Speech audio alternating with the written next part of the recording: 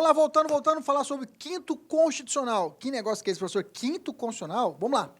O artigo 94 fala assim, ó, 1/5 dos lugares dos tribunais regionais federais, dos tribunais de estados e do DF territórios serão compostos de membros do Ministério Público. Para só um pouquinho.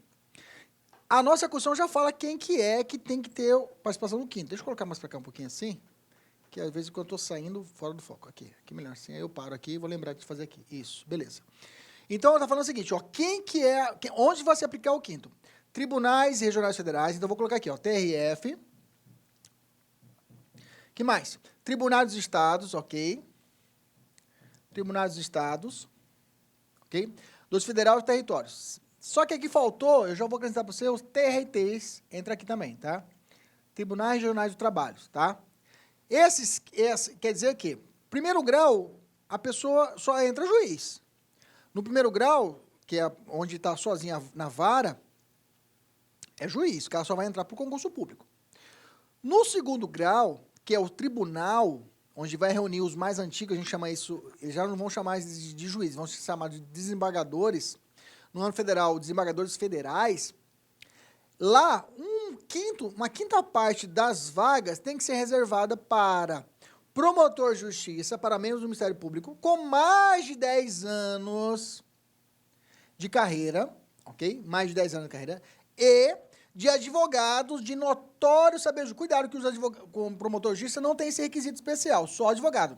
Notório saber jurídico e de reputação ilibada. Quer dizer que promotor não tem reputação ilibada, mas tudo bem, né? Vamos lá, já é presumido que o promotor tem reputação ilibada e já é presumido que o promotor tem notório saber jurídico. Acabou com nós, advogados, mas tudo bem. Com mais de 10 anos, ok? De efetiva atividade profissional. Indicados em lista C ou pelos órgãos das representações das respectivas classes. Eu vou fazer uma pia para você.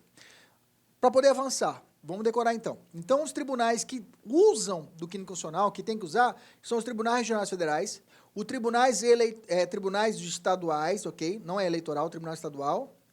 E os tribunais regionais do trabalho. Bacana? Esses 3 tribunais que podem ser usar o quinto constitucional. A quinta parte, membros do Ministério Público, com mais de 10 anos, e advogados com notório saber jurídico, reputação ilibada e mais de 10 anos. Eu, Kleber Pinheiro, já posso ser indicado para um tribunal de justiça, ou o Tribunal Regional do Trabalho, porque eu já tenho 10 anos de carreira jurídica, eu tenho notório saber jurídico, reputação ilibada, nem se fala. Bunda de neném, minha ficha. Então, eu teria requisitos para poder entrar. Mas, na verdade, não é só isso. Aqui é a questão política, aqui é cargo político, né? Aí tem que ter, cada tem que ser presidente da ordem, tem que estar participando da parte política, da vida política. Que os tribunais, normalmente, a ascensão se dá por política, né? Vamos lá? Procedimentos do quinto. Olha lá. Primeiro, eu vou ter uma lista sextupla, tá? Lista sextupla, ok? Ok? Lista sextupla. Bacana. Onde se for Ministério Público, vai ter uma lista, vai ter 6 indicações do Ministério Público e 6 indicações dos advogados, tá? Se tiver a vaga, por exemplo, morreu um desembargador do Tribunal de Justiça de São Paulo e esse desembargador foi eleito pelo quinto constitucional na vaga de promotor de justiça, ou seja, vai abrir a vaga para desembargador no âmbito do Ministério Público. E lá tem que ter os 10, lá, os 6, vou nomear. Aí o Ministério Público, o Conselho do Ministério Público, vai indicar o quê? 6. Desses 6, sai remetido para o tribunal. E o tribunal respectivo escolhe 3. Dos 6, sai uma lista de 3. Dos 6, o tribunal vai escolher 3. Dos 3, ele manda os 3 para o governador ou o presidente, dependendo. Se for o Tribunal Regional Federal, o presidente bate o martelo dos 3 e ele indica um. Se for no âmbito estadual, o governador dos 3 indica um. Então, você tem que ser advogado. Eu tenho que ser amigo da gurizada da OAB, eu tenho que ter amizade no tribunal e ainda tem que ser parceiro do governador para entrar como desembargador do Tribunal de Justiça. É mais ou menos assim, tá? Beleza? Observações importantes. Vamos lá. O quinto constitucional não se aplica aos tribunais superiores e ao TRS, tá? Quinto constitucional não entra no STF, STJ... Repetindo, STF, STJ, STM, TSE, STM, TSE e os tribunais regionais eleitorais, ok? Não tem quinto constitucional essa galera. Quem tem quinto constitucional? Eu já disse para você lá atrás. Tribunais Regionais Federais, Tribunais de Justiças, ok? TRTs, e vou acrescentar também o TST, viu, gente? O TST, o Tribunal Superior do Trabalho, também tem o 5º Constitucional.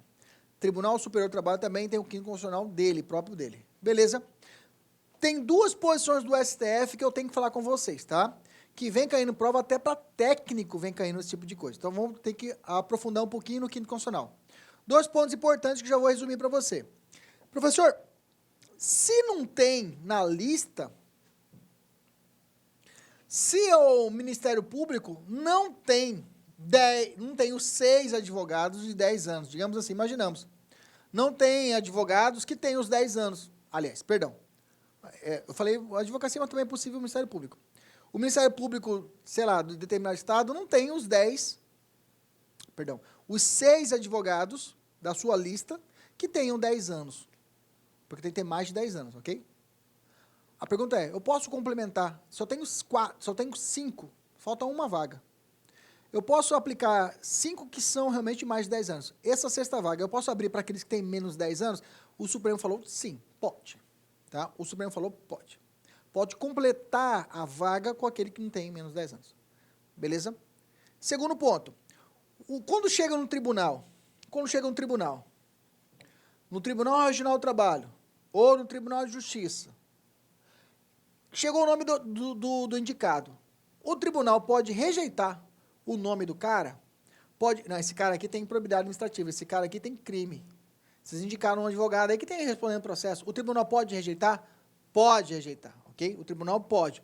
O que o tribunal pode fazer é trocar, ele colocar outra pessoa ali, mas ele pode rejeitar? Pode, tá? O tribunal também pode recusar a lista sexta. O tribunal pode recusar. Ele pode recusar. Ó, esses 6 aí que você está mandando para nós aí, ó, OAB, ou Ministério Público, tudo envolvido, tudo tranqueira. Não quero, faz outros 6 aí. Pode fazer isso? Pode. Ok? Beleza? Essas são 2 questões da jurisprudência do STF que já caiu em prova. Vamos resolver a questão agora. Olha só. O chamado 5º Constitucional é relevante instituto que visa a uma maior pluralidade na composição dos tribunais, que exatamente por isso não podem se recusar à formação de lista tríplice a partir da lista sexta que lhe haja sido submetida. Repetindo, o chamado constitucional é relevante instituto que visa uma maior pluralidade na composição dos tribunais, que exatamente por isso os tribunais não podem se recusar à formação de lista tríplice a partir da lista sexta que lhe haja sido submetida. O tribunal pode recusar ou não pode recusar? Pode. A questão está certa ou errada? Errada. Muito bem. Aí, caveira. Ficou bom. Isso aí. Vamos evoluir. Vamos falar agora das garantias dos juízes, ok? Vamos falar das garantias dos juízes. Garantias do juiz, tá? Não do Poder Judiciário. São coisas distintas, tá? Garantia do juiz, eu tenho 3 garantias que são bases. É a chamada vitaliciedade, inamovibilidade e irredutibilidade de vencimentos, ok? Quais são as garantias? Estão contidas no artigo 95 da Constituição. Vitaliciedade, inamovibilidade e irredutibilidade dos vencimentos, ok? Vitaliciedade. No primeiro grau, só acontece após 2 anos de exercício, dependendo da período do cargo, nesse período, deliberação do tribunal que o juiz estiver vinculado, e nos demais casos, sentença judicial transitada julgada. Ou seja, nos 2 anos, vocês chamam isso de estágio probatório do juiz, ok? Estágio probatório. Um servidor público comum tem 3 anos de estágio probatório. O juiz tem 2 anos. O promotor de justiça também, 2 anos só, e eles vão ser vitalícios. Tanto o juiz como o promotor são vitalícios. Qual a diferença, professor?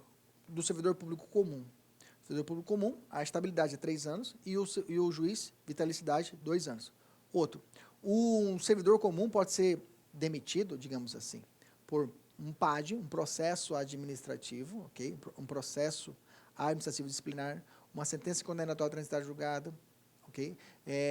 Exercício suficiente nos exames complementares seja insuficiente, sua avaliação periódica for insuficiente, ok? Por exemplo. Já o juiz não. O juiz só pode ser mandado embora por sentença condenatória transitada julgada, ok? Só por sentença condenatória transitada julgada. E ainda, numa fase anterior, nos 2 anos, ele pode ser que ele não se torne vitalício. Ele pode ser que ele não se torne vitalício, aí tem que ser uma decisão do Tribunal de Justiça, ok? Deliberação do Tribunal de Justiça que pode segurar o cara, não, você não vai vitaliciar porque você causou muito mal ao judiciário no período de 2 anos aí que você esteve aí. Bacana. Inamovibilidade. O que é inamovibilidade? O juiz, por exemplo, o delegado não tem isso. A gente já ouviu algumas situações no Brasil onde o delegado começou a tocar em alguns empresários e amigo do governador. O que o governador fez? Pegou o delegado e colocou na outra comarca. Não por punição, mas para poder o quê? Apaziguar, que ele estava muito incisivo, o delegado. Já vi isso, aconteceu muitas situações aí, já percebeu isso, muitos movimentos aí dos órgãos colegiados, dos órgãos protetivos da categoria delegado, já aconteceu isso. O juiz não tem isso. Se o juiz está naquela cidade, está tocando terror, regaçando, fazendo ótima sentença, está combatendo o crime, não tem como pegar ele à força, o órgão do governador pegar o juiz e colocar em outra comarca. Não tem como. Ou se for o Tribunal Regional Federal, o presidente pegar o cara e colocar na outra comarca. Não tem como. Inamovibilidade é isso. Ok? Mas tem algumas regrinhas próprias. Pode acontecer que pode, a exceção à regra, que ele seja movido. Tá? A vitaliciedade, como eu disse, não é um princípio absoluto, existe exceção. Se houver uma sentença condenatória para estar julgado, ele perde o cargo. A inamovibilidade também tem a exceção à regra. O ato de disponibilidade de aposentadoria do magistrado por interesse público fundar-se-á em decisão por voto da maioria absoluta do respectivo tribunal ou do Conselho Nacional de Justiça assegurado pela defesa. Nos casos de remoção, ato de remoção do juiz, poderá acontecer por interesse público. E, nesse caso, ele deverá ser decidido por maioria absoluta. De quem? Do respectivo tribunal ou do CNJ. Okay? Então, ele pode ser removido. Pode ser removido, mas para ser removido não é fácil assim. Tem que ter o quê? Uma votação maioria absoluta do respectivo tribunal ou do CNJ. Beleza? Assegurado sempre a ampla defesa. A irredutibilidade dos vencimentos se esbarra em algumas situações que são estabelecidas pela própria Constituição. Por exemplo, o juiz não pode acumular um cargo, o juiz de estadual, ele não pode ganhar mais do que o governador, por exemplo. Não, aliás, mais que o desembargador, que é o teto estadual. Ele está trabalhando isso. Então, existe um limite.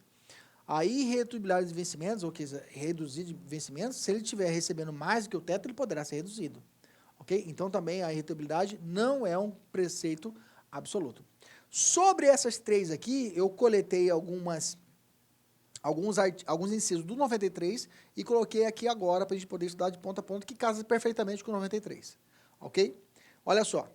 No 93 eu tenho sobre a vitalicidade, no inciso 4. Previsão de cursos oficiais e preparação, aperfeiçoamento e promoção de magistrados, constituindo etapa obrigatória do processo de vitaliciamento. A participação em curso oficial reconhecido por Escola Nacional de Formação e Aperfeiçoamento de Magistrados. Ou seja, para o magistrado vitaliciar, conseguir ter esse benefício da vitalicidade, tem que participar de curso de formação. Beleza? Bacana. O que mais? Observação 2. Sobre o subsídio, sobre o vencimento do magistrado, tá? O subsídio de ministros dos tribunais superiores corresponderá a 95% do subsídio mensal fixado para os ministros do STF. Ou seja, o ministro do STF é o teto máximo do Brasil. Ninguém pode ganhar mais que o ministro do STF, ok? Desse ponto, os ministros dos tribunais superiores, TST, STM, TSE, STJ, o salário dele vai corresponder a 95% desse subsídio, ok? E os subsídios dos demais magistrados serão fixados em lei e escalonados em nível federal e estadual, conforme as respectivas categorias da estrutura judiciária nacional, não podendo diferença entre uma e outra ser superior a 10% ou inferior a 5%, nem exceder a 95% do subsídio mensal dos ministros do Tribunal Superior. Bacana? Maravilha. Não tem muito mistério, subsídio, vamos evoluir, pouco incisão em prova, vamos evoluir. Sobre a inamovibilidade, aqui cai. O juiz titular, residirá, não falou o juiz substituto, tá? O juiz titular residirá na respectiva comarca, salvo autorização do tribunal. Ou seja, se o cara ele está numa comarca, uma determinada comarca, que pode ser uma cidade ou mais, ele tem que morar lá, tem que residir lá, porque ele é o titular, pô. Mas, excepcionalmente, ele pode morar na capital? Pode, mas aí tem que ter autorização de quem? Do tribunal. Acabou. Mestrado, doutorado, ou o cara tem que lecionar em alguma faculdade federal, ele tem que vir para a cidade? Pode. Mas a regra é residir no local onde ele é titular. O ato de remoção e disponibilidade de aposentadoria do magistrado por interesse público fundar-se-á em decisão por voto da maioria absoluta do respectivo tribunal ou do CNJ assegurada pela defesa. Já falei isso lá atrás. Lá no amarelinho coloquei isso. O ato de remoção, ele pode ser removido por interesse público, mas aí tem que ter voto de quem? Maioria absoluta de quem? Do tribunal ou do CNJ. Sobre a aposentadoria do magistrado deverá obedecer ao artigo 40, que vai tratar sobre a aposentadoria dos servidores públicos, ok? Datas e prazos que são estabelecidas lá no artigo 40. Fechando esse ponto, exercício. Vamos lá. Segundo a CRFB, Constituição da República Federativa do Brasil, os magistrados preenchidos os requisitos próprios da carreira não se submeterão à remoção, salvo por motivo de interesse público, na forma do artigo 93, inciso 8º. Bacana. Essa garantia conferida aos magistrados recebe o nome de... Aí é muito fácil, né? Inamovibilidade. Perfeito. Uma prova de procurador, né? Procurador legislativo do estado de Roraima. Bacana. Bacana, fácil, questão dada. Vamos ao próximo, olha lá. No que se refere à organização dos poderes, julgue os... item se segue. Aos juízes, ainda que em disponibilidade, é proibido o exercício de qualquer outro cargo ou função pública. Nós vamos falar isso que ele vai poder... Não falamos ainda, essa questão adiantei ela, tá? Que é uma vedação, eu falei das garantias, não falei das vedações aos juízes, que uma delas é que ele não pode acumular o cargo, salvo uma de magistério. Eu conheço juízes que lecionam aqui na Universidade Federal do Mato Grosso, são juízes e são o quê? Professores da universidade. Tranquilo, pode acumular? Pode acumular. Beleza? Então tá errada a questão.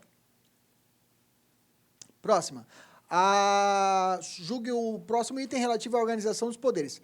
A inamovibilidade dos juízes é uma garantia não absoluta, que ele pode ser removido por interesse público. Sim ou não? Sim. Por maioria simples, maioria absoluta, 2/3. Maioria absoluta de quem? Do tribunal ou do CNJ? Acabou. Questão o quê? Tá certa. Não é absoluta, é relativa. Agora sim, hoje a gente falar das vedações. Eu falei das garantias, agora eu estou falando das vedações aos juízes. Quais são as proibições aos juízes? Vamos lá. Fala assim o artigo 95. Aos juízes é vedado, esse é o parágrafo único do artigo 95, tá? Exercer ainda que em disponibilidade, tá? Cuidado, que às vezes eu já vi prova falar que exercer, mas pode ser em disponibilidade. Não, ainda que em disponibilidade, outro cargo ou função, salvo uma de magistério, tá? Professor, aí vem uma questãozinha idiota, perguntando, juiz, onde tal, ele é juiz na comarca tal, é professor da universidade estadual daquele estado, bacana, e além disso é professor de um curso preparatório. Pode. O preparatório não é estado, o que está falando acumulação aqui é cargo o quê? Público, beleza? Fique atento. 2, receber a qualquer título ou pretexto custas ou participação em processo. Não dá, né, gente? O cara receber custas processuais ou participação, aí vira bagunça, né? Aí perde o quê? Como chama quando o juiz... a imparcialidade, né? Que é a característica do judiciário, do juiz. 3, dedicar-se à atividade política ou partidária. Não pode. Receber a qualquer título ou pretexto auxílios. Veja que está igualzinho. Receber a qualquer... Aqui, né? Aqui de pessoas, aqui títulos. De pessoas, receber a qualquer título ou pretexto auxílios ou contribuições de pessoas físicas, entidades públicas ou privadas, ressalvar as exceções previstas em lei. Bacana. 5, exercer a advocacia no juízo. Esse aqui eles chamam de quarentena, tá? Mas a quarentena, na verdade, é 3 anos. O cara acabou, ele aposentou, foi afastado, ele não pode advogar no cargo por aposentadoria ou exoneração, no juízo ou tribunal em que atuou. Ou seja, se eu for juiz naquela comarca, uma cidade X, Pato Branco, cidade de Pato Branco, ok? No Paraná. E eu fui juiz lá, bacana? Me aposentei, tá? Ou fui exonerado. A pergunta é, eu já posso advogar na semana seguinte? Não, eu tenho que esperar 3 anos para que eu possa exercer a advocacia, ok? Se eu for juiz, se for um tribunal, por exemplo, se eu for desembargador, do estado do Paraná, eu tenho que ficar 3 anos sem advogar no Paraná. Entendemos isso? Beleza, Maravilha. Facilitando a nossa conversa. E aí eu fiz aqui, tipo, já fiz para você aqui um memento rapidinho para você decorar, exercer outro cargo, função de certo magistério, receber curso ou participação, dedicar-se à política partidária, receber auxílios ou contribuições, advocacia 3 anos no mesmo juízo ou tribunal. Bacana? Rapidinho que você olhou já para decorar. Vamos fazer a questão? Vamos lá. Olha só. Antônio, juiz de direito, com o objetivo de colaborar para o crescimento do país, estava refletindo sobre a possibilidade de se filiar a um partido político e de se dedicar ao magistério superior. Beleza, filiar ao partido político. Ministrando a disciplina de ciência política, considerando as vedações que recaem sobre Antônio, sobre os magistrados. Antônio pode exercer o magistério e é autorizado pelo tribunal a filiar-se a partido político. Não pode. Apenas não pode filiar-se a partido político. Bacana. Não pode praticar nenhuma das condutas. Pode praticar. Apenas não pode exercer o magistério. Errado. Pode praticar ambas as condutas. O que está errado? Apenas não pode o quê? Vincular ao filiar-se a partido político. Mas da aula pode? Pode. Bacana?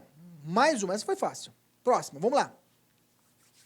No exercício da atividade de analista judiciário, lida-se diariamente com questões acerca da competência, atribuições e características do Poder Judiciário. Nesse sentido, assinale a alternativa correta de acordo com o que dispõe a nossa Constituição Federal. Aos juízes é vedado exercer outro cargo ou função, salvo se estiver em disponibilidade. Não. Nem se estiver em disponibilidade, ok? Está errado. Ele pode ir para o magistério.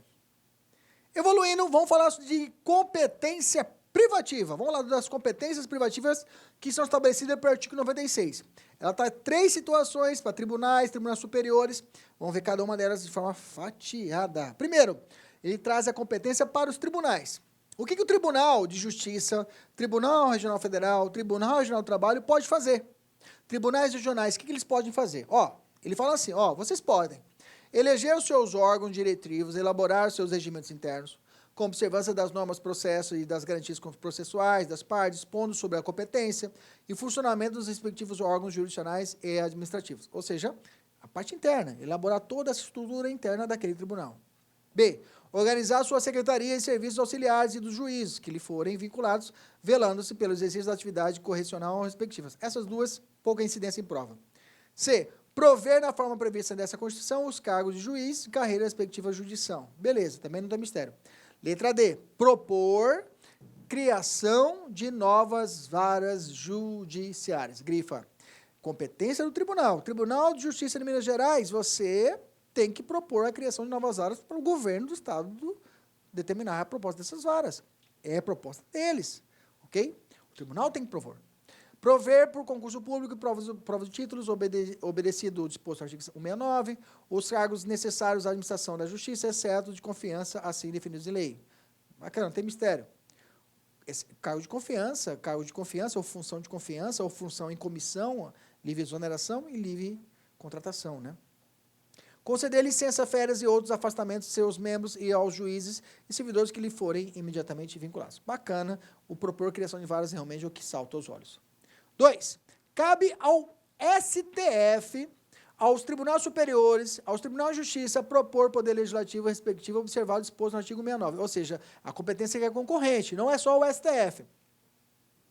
Alteração de número de membros dos tribunais inferiores, criação e a extinção de cargos e a remuneração dos seus servidores auxiliares e dos juízes que lhe forem vinculados, bem como a fixação do subsídio de seus membros e dos juízes, inclusive dos tribunais inferiores, onde houver, a criação ou extinção de tribunais inferiores, a alteração e organização da divisão judiciária. Bacana.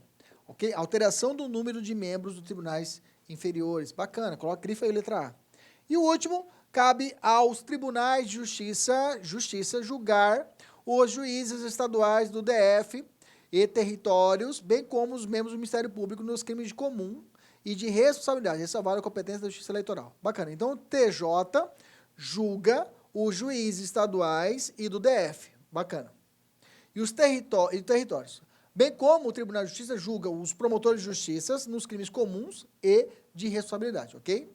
Ressalvar a competência da Justiça Eleitoral. Está falando da chamada forro por prerrogativa de função.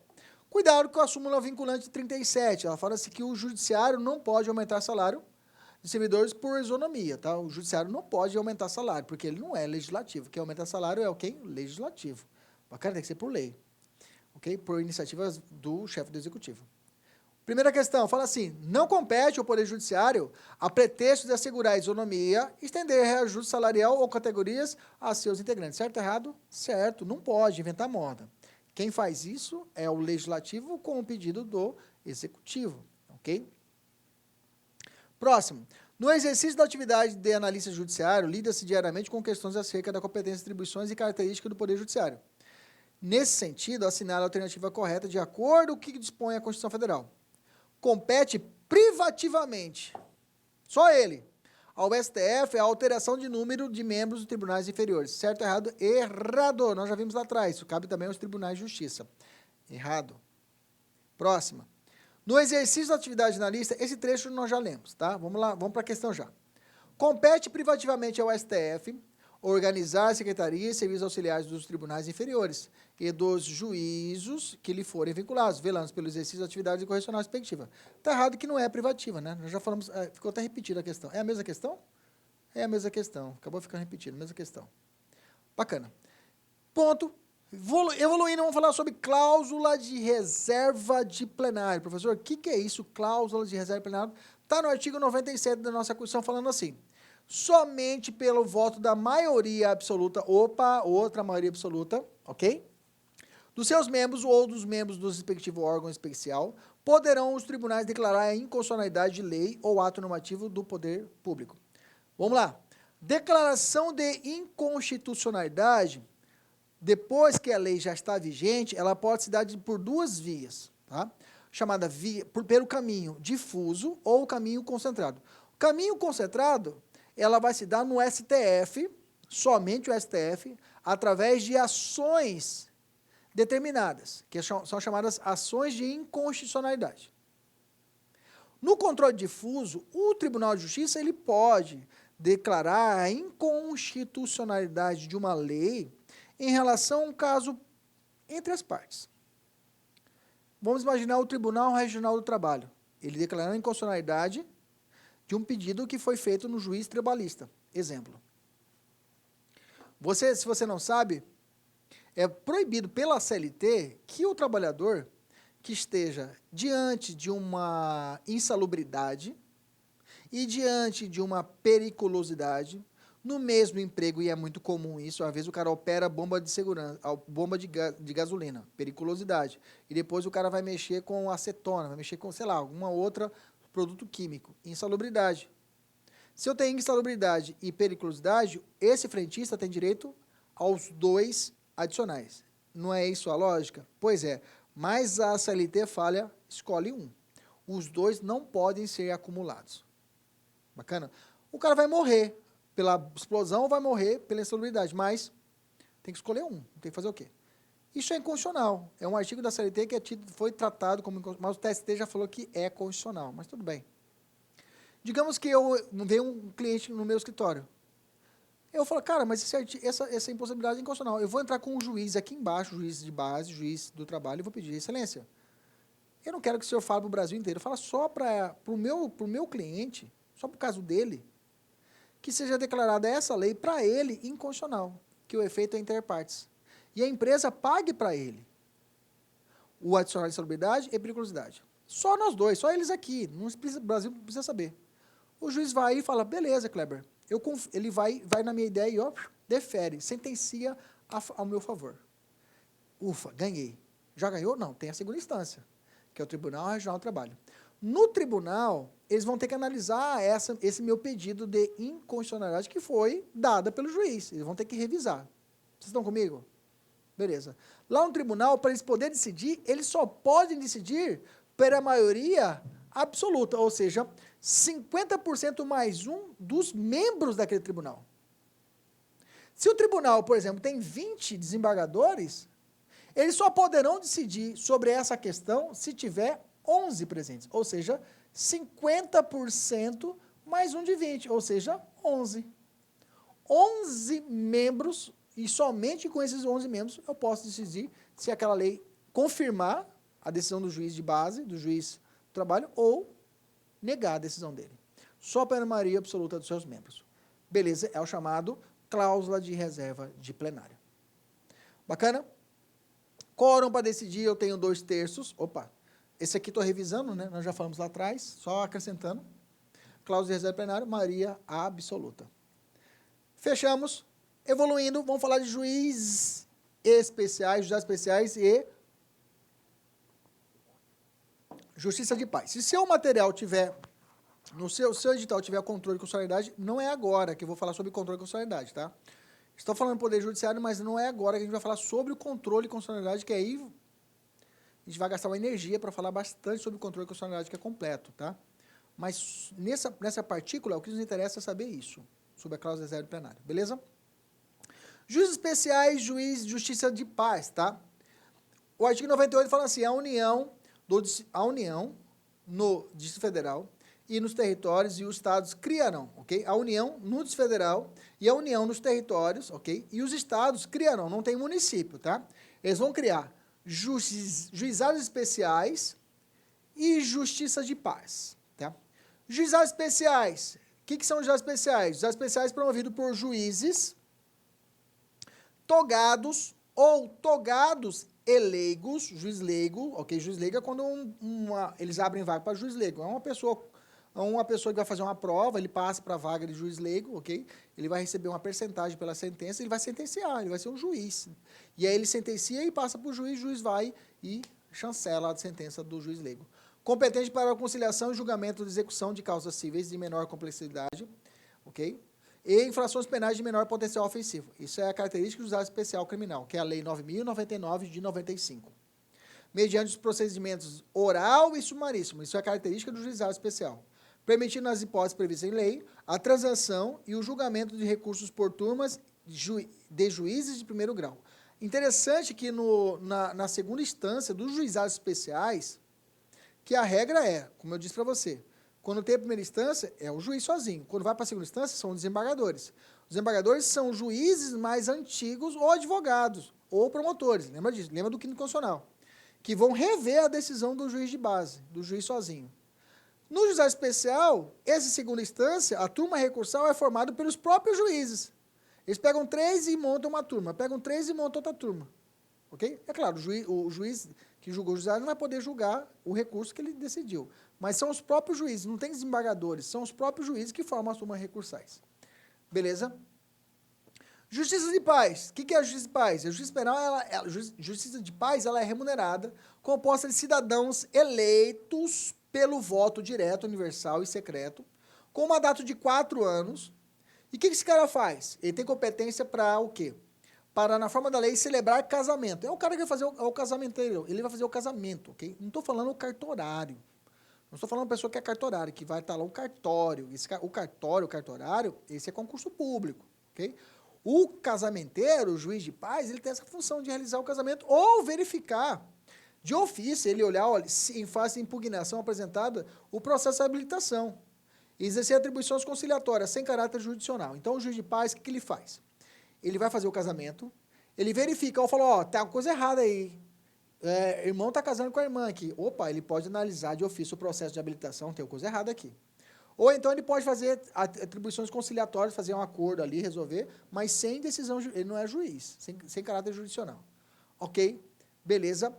Parágrafo 1º. Lei federal disporá sobre a criação de juizados especiais no âmbito da Justiça Federal. As custas e emolumentos serão destinados exclusivamente ao custeio dos serviços afetos a atividades específicas da Justiça, ok? As custas que foram arrecadadas são direcionadas, são valores vinculados ao que atividades específicas da Justiça. Vamos ver como é que já caiu? Essa questão aqui é pesadona, mas dá para a gente resolver tranquilo. Vamos lá. Determinado Estado criou para funcionamento no âmbito da Justiça Estadual juizados especiais, promovidos por juízes togados e leigos, com competência para a conciliação, ou julgamento e execução de causas cíveis de menor complexidade e infrações penais de menor potencial ofensivo. Tá certo, até aqui, tá igualzinho à lei, igualzinho à Constituição. Criou ainda a Justiça de Paz, remunerada, composta de cidadãos eleitos pelo voto direto, universal e secreto, com mandato de 4 anos e competência para celebrar casamento, verificar de ofício ou em face de impugnação apresentada o processo de habilitação e exercer atribuições conciliatórias sem caráter jurisdicional. Gente, copiou e colou a Constituição. Nesse caso, foram criados em conformidade com a disciplina da matéria na Constituição Federal, apenas juizados, apenas justiça os juizados especiais em relação à matéria civil, tanto os juizados especiais quanto a justiça de paz. É essa, não tem mistério. Ele fez certinho, o Estado fez certinho o que copiou, o que está na Constituição Federal. Beleza, maravilha! Vamos evoluir, vamos falar de autonomia do Poder Judiciário, ok? Autonomia financeira e administrativa do Poder Judiciário. Gente, o Poder Judiciário tem essa vida própria, né? Tem essa vida própria. O próprio Constituição fala no artigo 99, ao Poder Judiciário é assegurada a autonomia administrativa e financeira. Parágrafo 1º.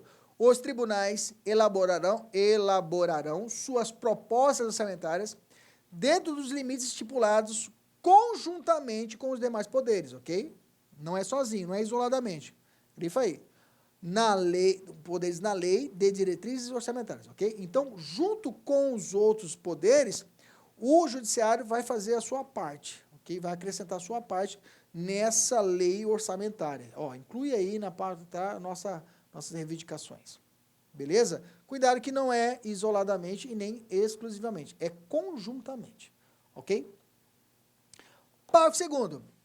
Os tribunais têm que encaminhar, têm que desenrolar, tá? E fala assim a lei, a Constituição, o encaminhamento da proposta ouvidos os outros tribunais interessados compete. Quem que manda a proposta? No âmbito da União, o presidente do STF e dos tribunais superiores com aprovação das respectivos tribunais. Então, no âmbito da União, quem manda essa proposta orçamentária?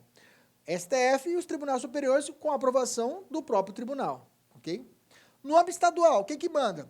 E no DF, os territórios, aos presidentes dos tribunais de justiça com a aprovação dos respectivos tribunais, ok? Não tem mistério, cada macaco no seu galho. Aí vem falando o seguinte, se caso o STF não enviar no âmbito da União, ou o presidente do Tribunal de Justiça não enviar no âmbito estadual, como que fica? Aí o parágrafo 3º explica. Se os órgãos referidos no parágrafo 2º não encaminharem os respectivos propostas orçamentárias dentro do prazo estabelecidos na Lei de Diretrizes Orçamentárias, o Poder Executivo considerará, para fins de consolidação da proposta orçamentária anual, os valores aprovados na Lei Orçamentária vigente. Bom, vamos lá. Se caso você quer mandar proposta para o ano que vem, se o tribunal não mandou, eu vou presumir, eu vou utilizar os mesmos valores que você usou esse ano. Se você quer uma proposta de 1 milhão, digamos assim, para o ano que vem, e você fez, nesse ano você está gastando 800 mil que foi aprovado do ano anterior, e você não mandou a nova, eu vou repetir para o ano que vem o quê? 800 mil. Entendemos isso?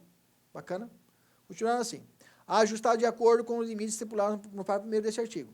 Parágrafo 4º, se as propostas orçamentárias de que trata esse artigo forem encaminhadas em desacordo, também tem isso, se deixar de mandar ou se mandar em desacordo com os limites estipulados no parágrafo 1º, o Poder Executivo poderá ajustes necessários para a fim de consolidação da proposta orçamentária anual. Repetindo, se não mandou, eu vou usar o que está vigente. Se mandou em desacordo, o Executivo vai dar os ajustes e encaixar certinho na proposta nos limites necessários. Acabou. Não tem erro, ok? O parágrafo 5º fala assim, durante a execução orçamentária do exercício, não poderá haver a realização de despesas ou a assunção de obrigações que extrapolem os limites, ok? Estabelecidos na lei de diretrizes orçamentárias, exceto se previamente autorizados mediante abertura de créditos suplementares dos PCS. Aqui não tem tanta incidência, vamos fazer a questão, vamos lá.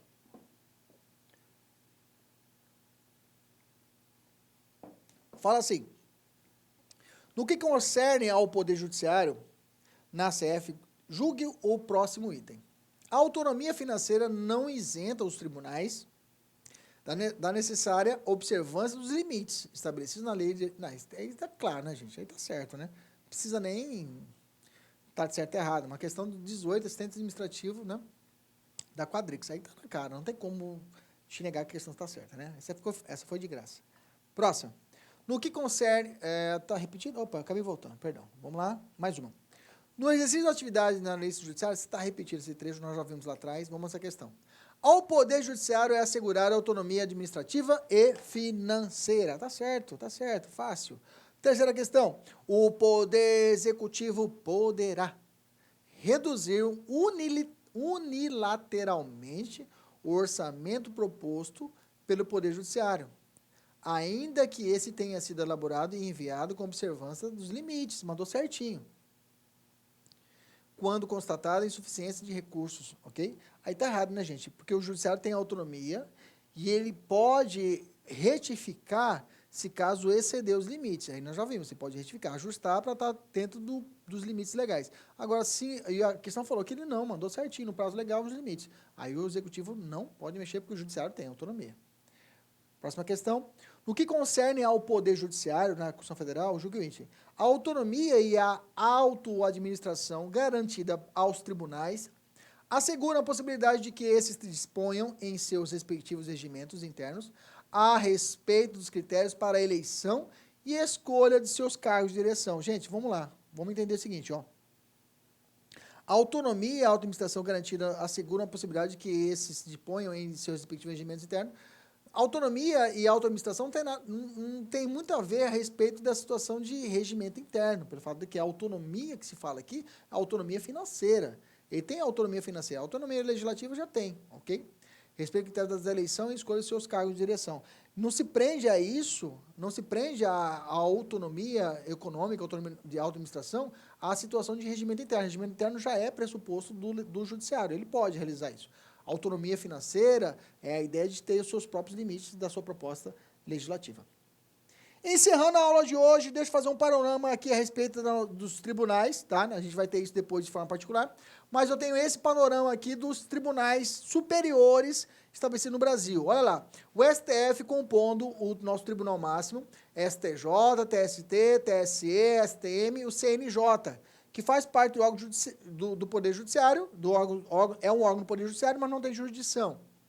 Quantidade do STF, eu tenho 11 ministros do STF, eu tenho 33 ministros do STJ, eu tenho 27 ministros do TST, eu tenho 7 ministros do TSE, eu tenho 15 ministros do STM e eu tenho 15 do CNJ, ok?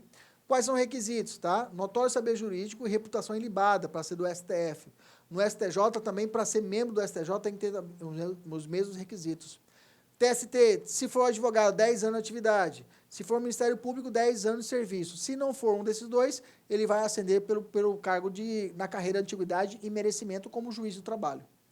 TSE, 2 advogados, notório saber jurídico e idoneidade moral. O STF não indica nesse caso, tá? Aliás, o STF que indica os advogados que vão compor o TSE. STM, 3 advogados, notório saber jurídico, conduta ilibada, 10 anos de atividade. O restante, tudo é militar, tá? O restante, tudo é militar. 3 são do STM, o resto tudo é militar. Beleza? Nacionalidade, tem que ser brasileiro nato, STF. Aqui no STJ, brasileiro. TST, brasileiro, tá? TSE, o presidente e vice-presidente tem que ser nato, o resto tudo pode ser brasileiro.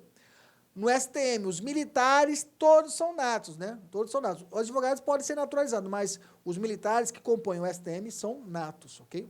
E no STJ, o presidente do CNJ, o presidente do CNJ é o presidente do STF, por consequência, ele tem que ser o que é brasileiro nato. Idade, você vai perceber, 35 anos, ó. 35 anos, mais de 35 anos, é a capacidade plena que nós temos aí, da capacidade eleitoral plena, né? Isso repete para os membros dos tribunais superiores. TSE não fala, os advogados nada diz a respeito da idade mínima, né? Ok? Tempo de mandato. STF vitalício, STJ vitalício, TST vitalício. Diferente do juiz, que tem que esperar 2 anos, esses caras aqui, quando ele toma posse, ele toma um pó de pirim-pim-pim sobre ele e ele se torna vitalício automaticamente. Não existe estágio probatório para tribunais superiores. Não existe estágio probatório para tribunais, se eu dizer assim, ok? Que é melhor para entender. Aos advogados nada diz, ok? Aliás, aqui no TSE eu tenho um mandato de 2 anos, permitido uma recondução por mais 2 anos. STM é vitalício e CNJ também é um mandato de 2 anos, permitido recondução. Órgãos do STF não fala, STJ não fala. Órgãos do TST é o próprio TST, TRT e Juiz do Trabalho. Órgãos do TSE, o próprio TSE, os TRE, juízes eleitorais e juntas eleitorais, é o que tem mais. O STM, o próprio STM, os tribunais superiores militares, os tribunais e juízes militares. CNJ não tem órgãos próprios, ok? Beleza, isso aqui é só uma leitura geral sobre os tribunais superiores. Com o decorrer do curso, eu vou entrar em cada uma delas. Se o seu edital tiver, é claro, vai ter disposições gerais. Normalmente, quando tem no edital de disposições gerais, vai ter o STF, vai ter o STJ, e aí a gente vai estudar um por um de forma apurada. Agora com você, resolver pelo menos aqui tem que ser pelo menos umas 50 questões, viu, gente? Que a matéria é bastante, 50 questões sobre esse ponto aqui. As questões que você errar, anotar no caderno. Anota no caderno. Anota no caderno naquele ponto da matéria, entendeu? Anota embaixo a questão. Inteirinha, não tem problema. Coloca do lado, põe um post-it ali. Porque depois, quando você começar a fazer a revisão, você vai lembrar da questão. Beleza? Agora com você. Fique com Deus e até a próxima, se Deus quiser, Ele sempre quer. Tchau, tchau. Clique like.